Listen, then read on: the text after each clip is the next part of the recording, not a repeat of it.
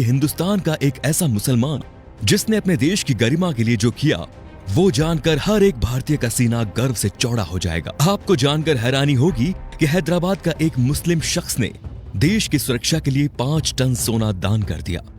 मीर उस्मान अली दुनिया के सबसे अमीर इंसान थे। उनकी अमीरी का अंदाजा इस बात से लगाया जा सकता है कि उनका अपना खुद का बैंक था। साल 1944 में उन्होंने ही स्टेट बैंक ऑफ हैदराबाद की स्थापना की, जो बाद में भारतीय स्टेट बैंक में बदल गया।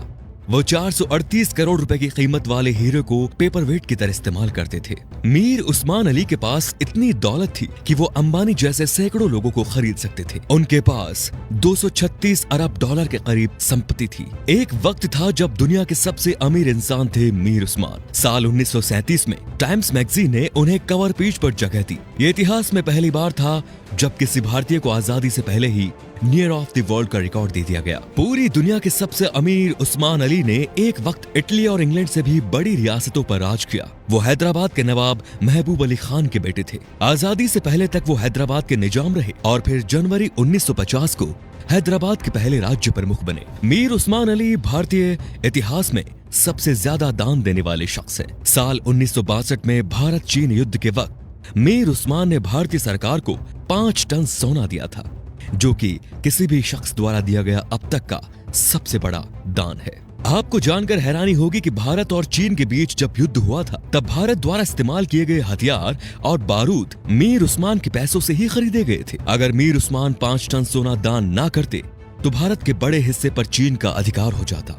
मीर उस्मान द्वारा दान किए गए सोने को लेने मौजूदा प्रधानमंत्री लाल बहादुर शास्त्री खुद हैदराबाद गए थे। ये भी जान लीजिए दोस्तों कि मीर उस्मान अली ने ही भारत के पहले हवाई अड्डे का निर्माण करवाया। उस्मानिया यूनिवर्सिटी हैदराबाद की स्थापना भी मीर उस्मान ने ही की थी, जो आज भारत की सबसे बड़ी यूनिवर्सिटीज में से एक है। उस्मान अली ने दान देते वक्त कभी किसी का मजहब नहीं पूछा।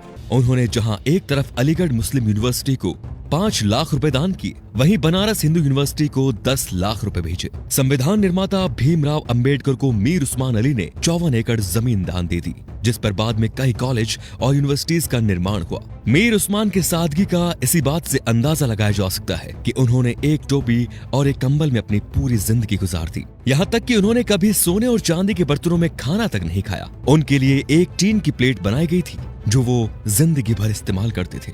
निजाम म्यूजियम में मौजूदा दस्तावेजों के मुताबिक मीर उस्मान का जनाजा दुनिया का सबसे बड़ा जनाजा था।